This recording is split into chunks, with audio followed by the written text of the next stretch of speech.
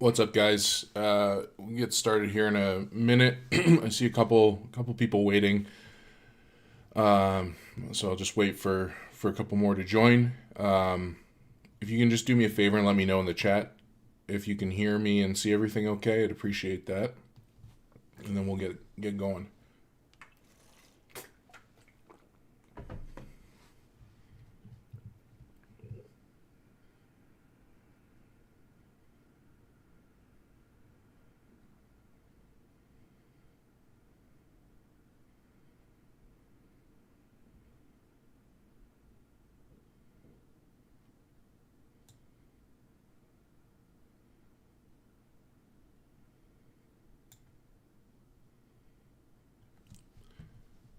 Maybe.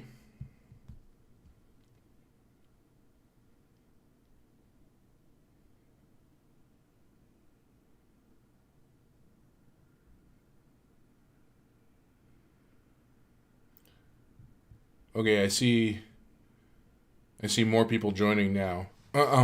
If someone can just let me know in the chat, make sure you can hear me and see everything okay.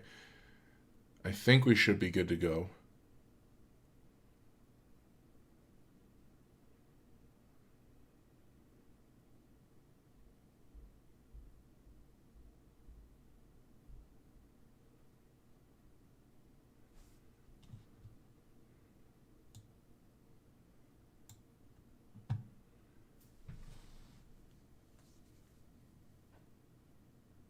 All right, I'm just gonna get started. So the main purpose of the stream today is to talk about, um, to talk about a few things. So mainly our results over the past month so far, which frankly they haven't been good, but I'm not going to hide behind that.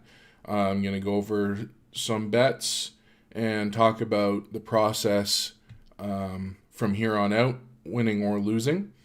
And thank you guys for sticking with me. Sorry I missed last week. I still have something in my throat. I don't know what it is, but sort of lost my voice last week. It was tough to get a stream in. And then for those of you just joining as well, I announced this on Twitter, but I'm going to go down to just one stream a week for now. This Thursday at 3 p.m. I think works. And the reason for that is, while I appreciate the support on Tuesday and Thursdays, the Tuesday stream, there weren't as many folks as the Thursday stream, and I don't want to water them down. If I'm going to do it, I just want to have decent content for both of them. And I think until such time that it's justified to do two streams because there are enough people tuning into both, I think one stream is fine. If you disagree or want two streams, obviously let me know on Twitter. But I think it'll be better served for all of us if we just do the Thursdays for now, like I said, until it warrants more streams. So now there are a few of us in here. Yeah, our record it's been pretty bad in February.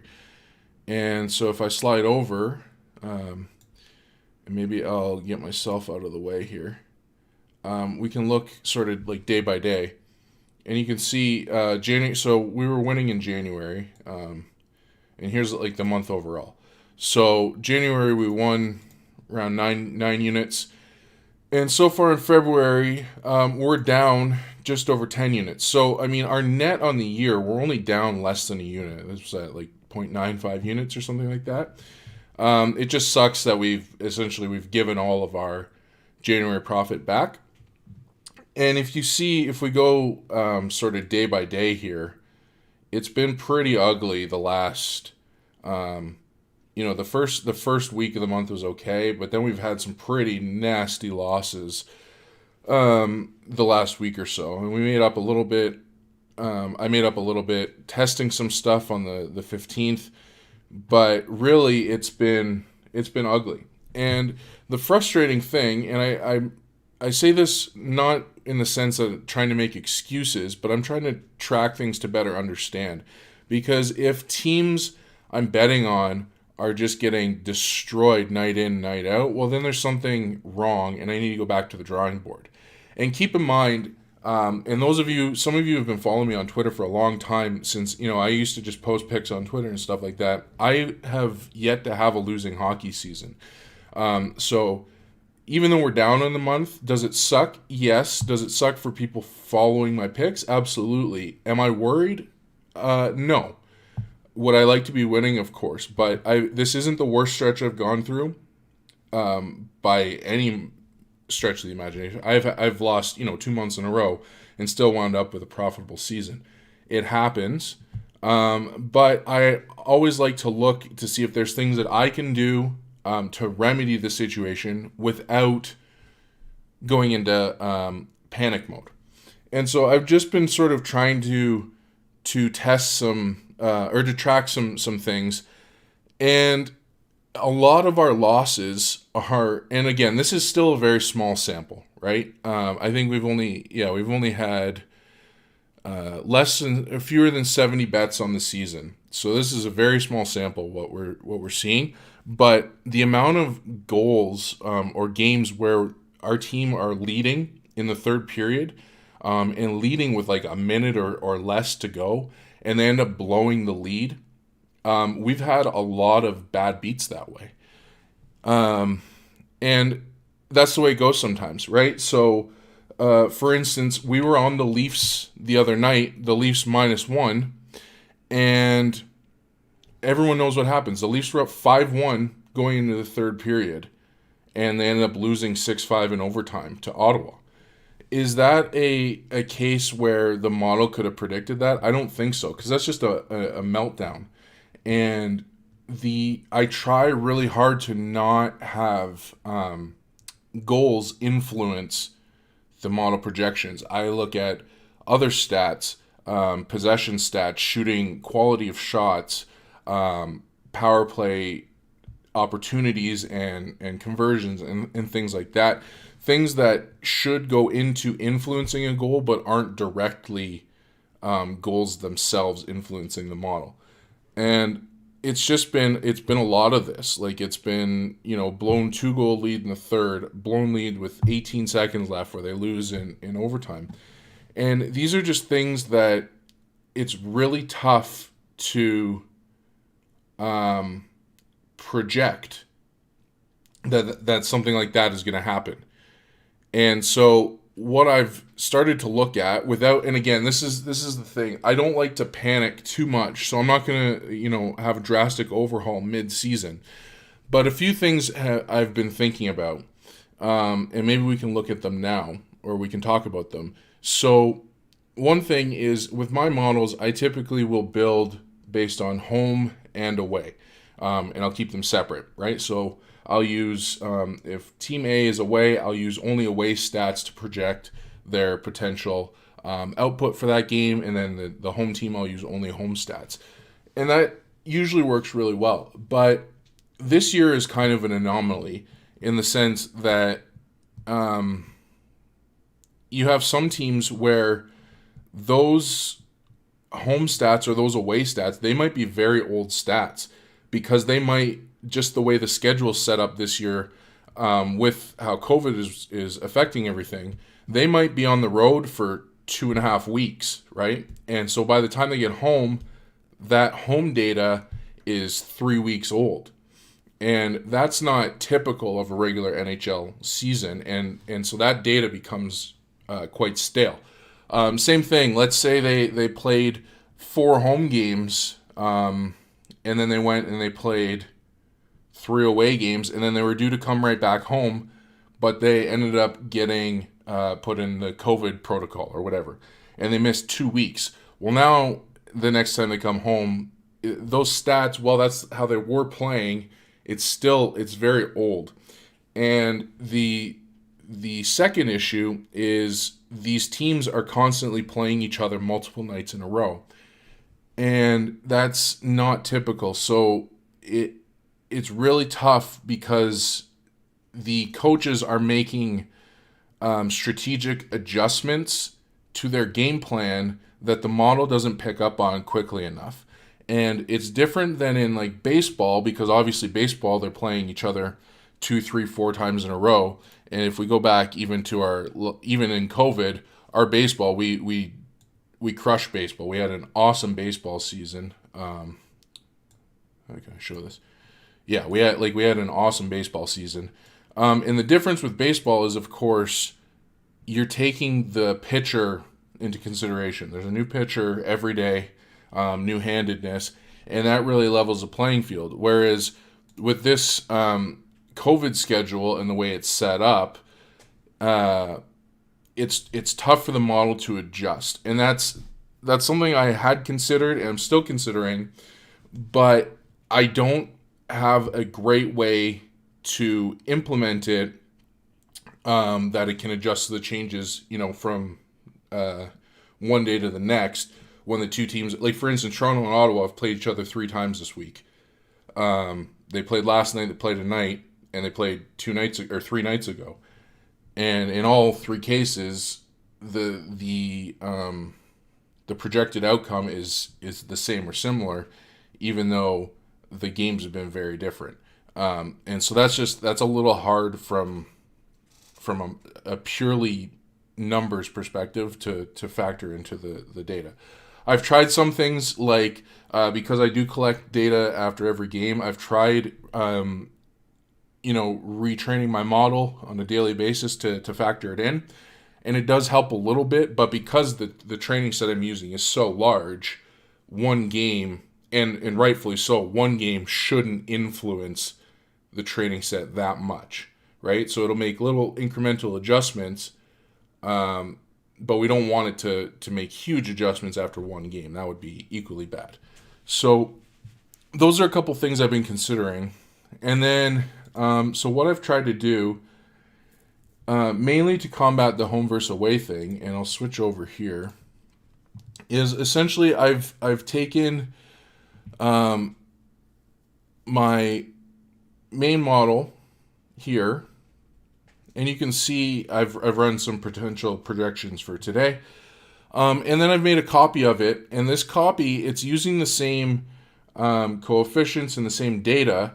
The only difference is I'm not splitting it into home and away. So where on the main one, I'll have, home versus away. You can see here I have home stats and away. On the new one, I'm not doing that. It's labeled home just because like I said, I just made a copy. But this is games blended, and you can see right away that it's making some of the picks are the same and some are different. And I talked to people who are members in the Slack channel about this last week. So what I've done is I've essentially just taken a step further. And again, this is probably not the best way, but it's the easiest and quickest way that I could think of doing it without completely overhauling a model mid-season, which is not something I want to do, that I'm comfortable doing. So what I've done is essentially I've just made this comparison tool where I'll take all of the outputs from the home and away model and all of the outputs from the model that includes both home and away combined. And then I'll get a consensus, because not only are some of these picks the opposite of each other, sometimes the model, like one model might like a team a lot more than the other model likes it. So I don't know if there are any standing out here today, but in the past, Columbus might be one actually. So in this case, Columbus, my home and away model loves Columbus like a lot.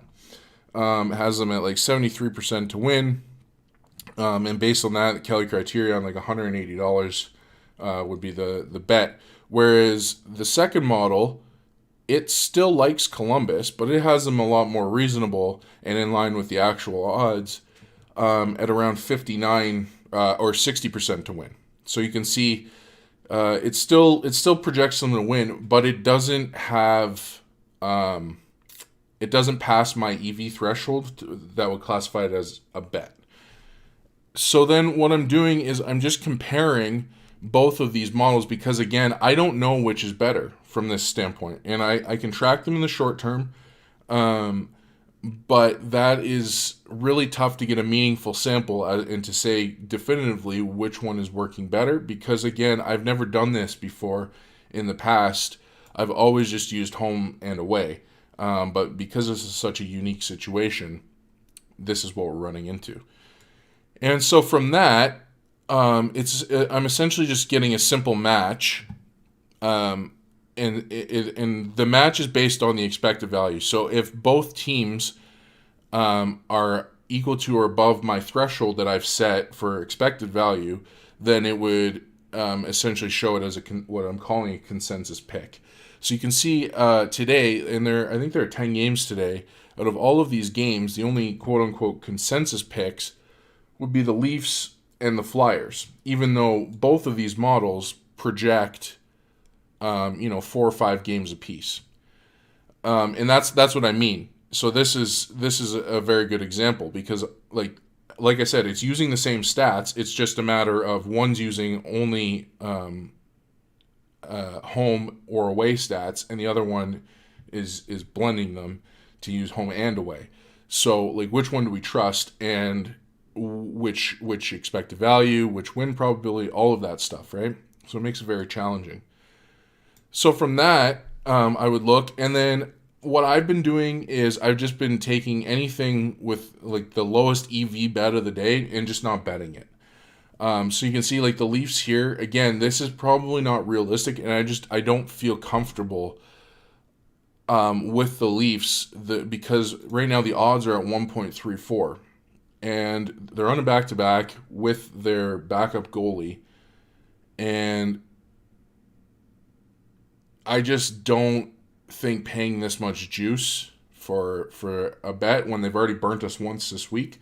And that's, again, that's kind of my bias showing through, and where I can sometimes get in trouble because I should just let the model do the thinking, but I haven't built in a great way to understand, in this especially this Canadian division, Ottawa is the worst team in the league. And because the model's built using stats that have to do with quality of shots, possession, things like that, they're getting destroyed by the model night in, night out. Basically, it doesn't matter how much juice you're paying, it's almost always valuing the other team. And that's just not realistic. Yeah, they're going to lose most nights, but they are going to win some games. And I don't really feel like betting against Ottawa 5 times to squeeze out a profit, only to have them turn around and win one game and you give all that profit back, right? So Ottawa is a very unique outlier, I would say, this season, just given how much worse they're performing compared to the rest of their division, and they don't have anywhere to go, right? In years past, you might have, Ottawa versus Detroit, or, when Buffalo was bad, Ottawa versus Buffalo, or whoever, you get a better opportunity for them to sort of make up some ground and play a little bit better, where that's just not the case, or hasn't been the case so far this year. So I would call them an outlier, and I'm probably not going to bet this game. And again, I've just been making it a habit to, whichever the lowest EV is from these consensus, I've just been not betting them.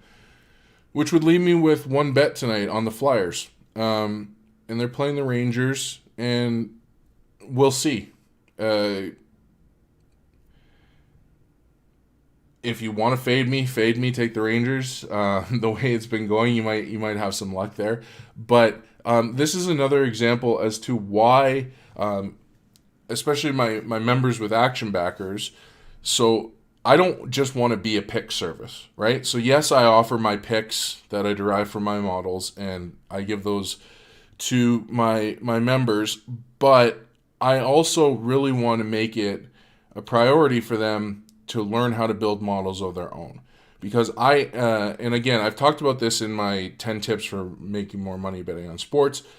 I don't want you to be handicapped, no pun intended, by me, right? I want you to either understand what I'm doing, so you can agree with it or disagree with it. And if you disagree with it, that's totally fine.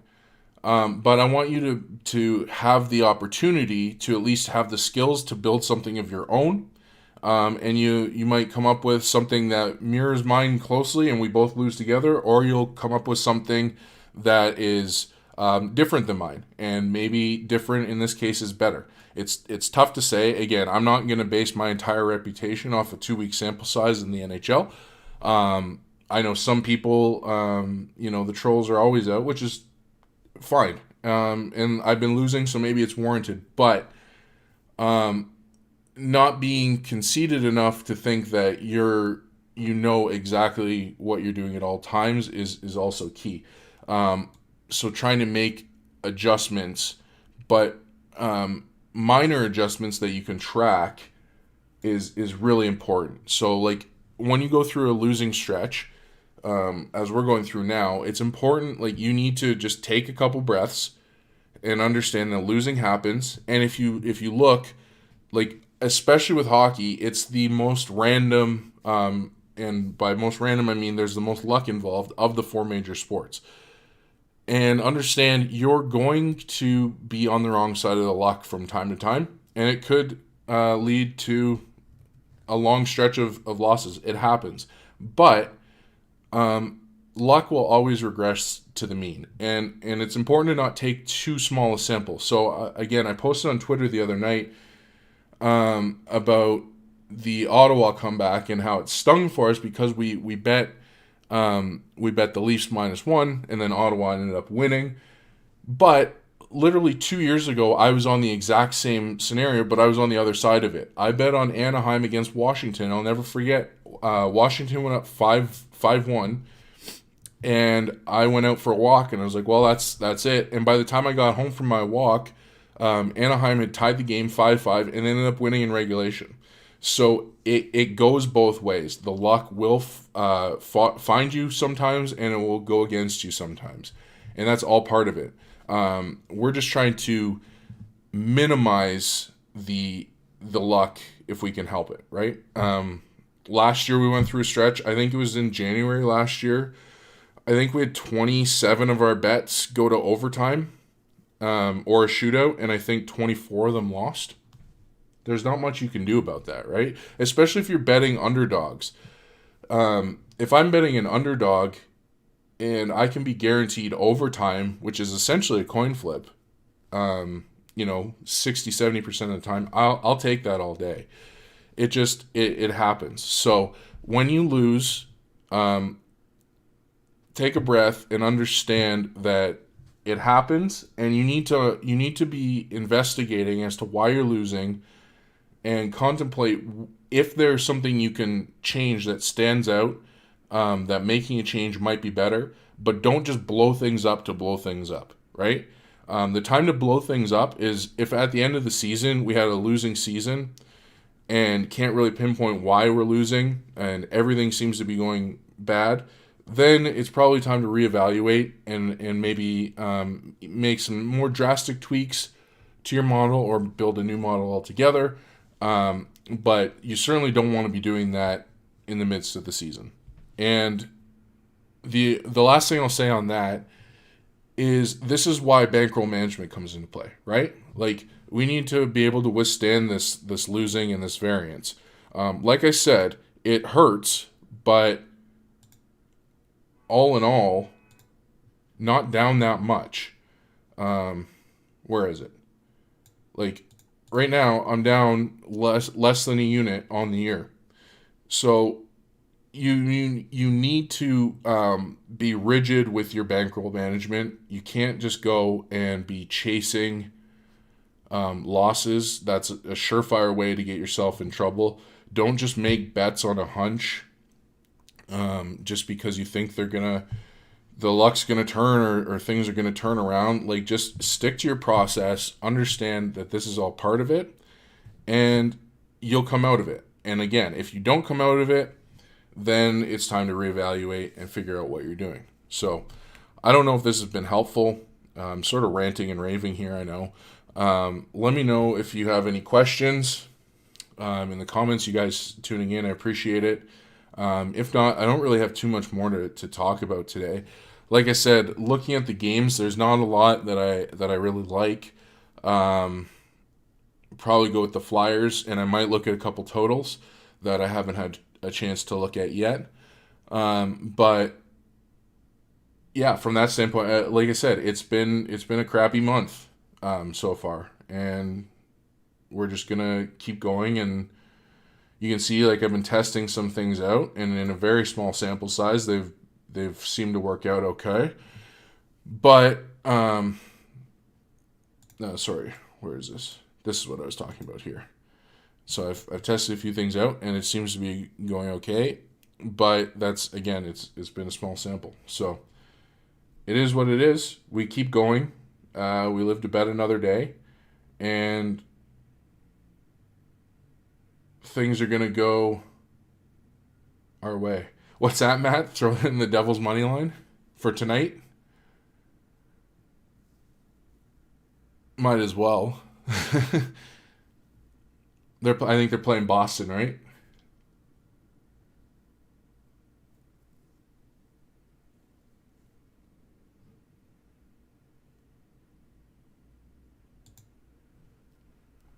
I think. Where are we with the Devils tonight?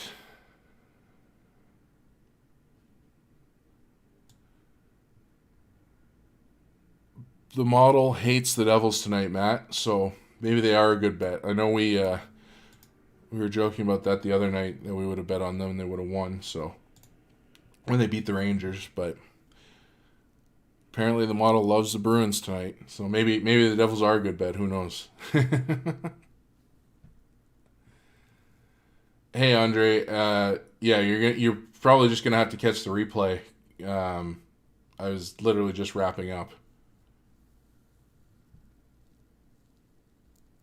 so this will be available, Andre, when I'm done. But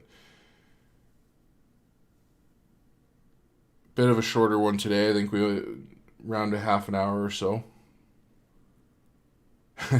Fair enough, Matt.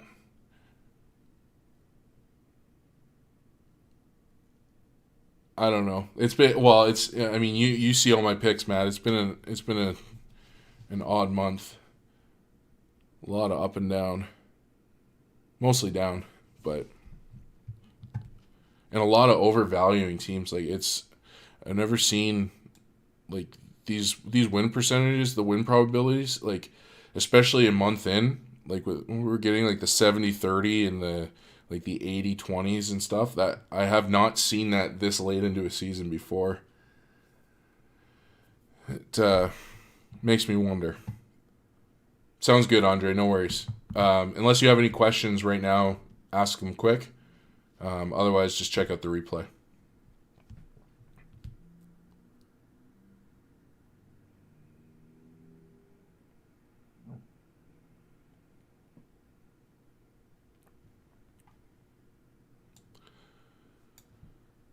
I'm going to see if was this 6.5 and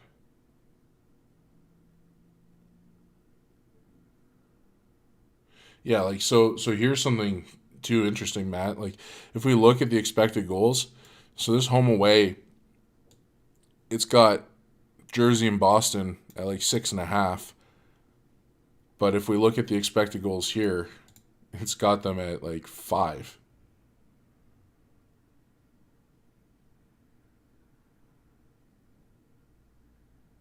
Yeah, it's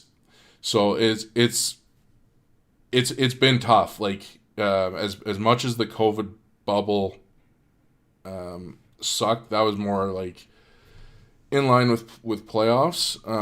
We were able to come out of that one, but this one, it's been really, really tough and all over the map. I feel like there's been a lot of swingy games and a lot of yeah, that's right, Andre. We need the bad run to go away. It's been awful. Hopefully, you haven't been getting crushed too badly, but it's been a tough couple weeks. But I'm confident we'll come out of it.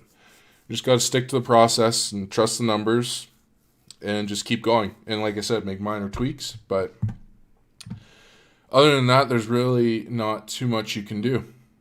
White knuckle it and keep the bankroll intact. Yeah, so that's what I mean, Matt. That's a drastic, for the same teams, and their win probability is roughly the same, but their expected goals are way different, right? So that's I know we lost the Edmonton Winnipeg over last night, but I had both of them at around 7 goals. And then so I was tracking Detroit, Chicago had them both well under the 5.5, but some of them it's getting very strange outputs on their goal total, very very diverging totals. You can see the Toronto Ottawa, they're basically in line with each other. Here's another one, the Islanders Pittsburgh. They're sort of backwards of each other, so it's been all over the place. So this is something I'm, especially from a total standpoint, I'm gonna keep looking and see if I can get some consensus on totals, and that might be a good way to go as well. Because then at least we can sweat a total, and we're not going to be burned by too many comebacks, I would hope. But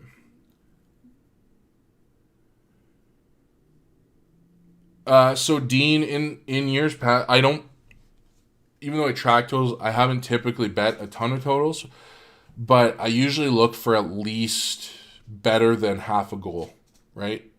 Plus or minus. So, and I like closer to a goal. But if I can get, consensus saying 7 and the total is 6.5, then I'll probably look at the over, and then conversely, if I have it 6 and the total 6.5, then maybe look at the under. But I don't mess around with anything lower than half a goal. That would be the absolute minimum, and typically I like to see more than half a goal difference.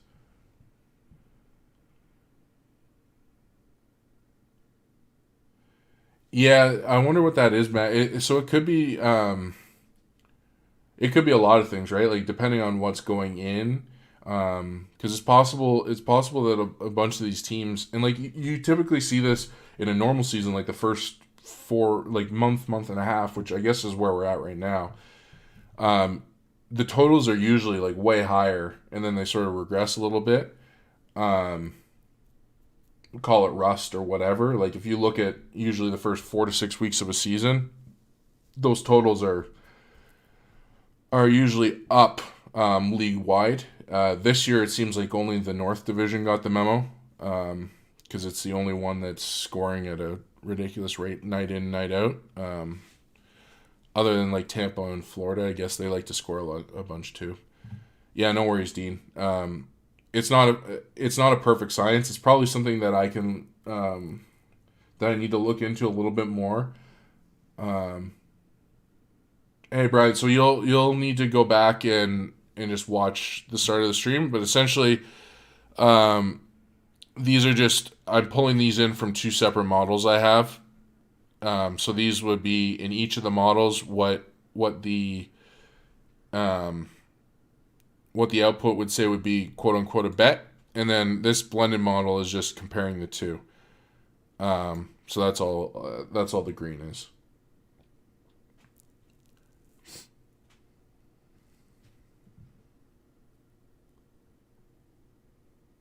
All right, I think I'm gonna end it there. So thanks everyone for checking it out. And if you have more questions, if you're a member, just ask in Slack. If you're not a member, you want to sign up, use code WELCOME20 when you sign up. You get $20 off your first month. And if you have more questions, just reach out to me on Twitter. Taking Toronto in regulation. There you go. Good luck to you. I am not betting on Toronto tonight, even though it says I should. I'm just not doing it. I'm going to watch that game in peace and not have to worry that they're going to blow another lead. Not that should influence future bets too much. It's just I don't like betting on the Leafs at the best of times, just because they're my team, and I don't enjoy watching the games when I have money. I don't watch a lot of games that I have money on for enjoyment. Like, I'll watch for research, but either way, Toronto and Reg. It's probably not a terrible bet, to be honest, but good luck, dear Slayer. And I see you have the Islanders avatar, so I know you're. It must make sense if you're betting Toronto if you're an Islanders fan. So there you go. All right.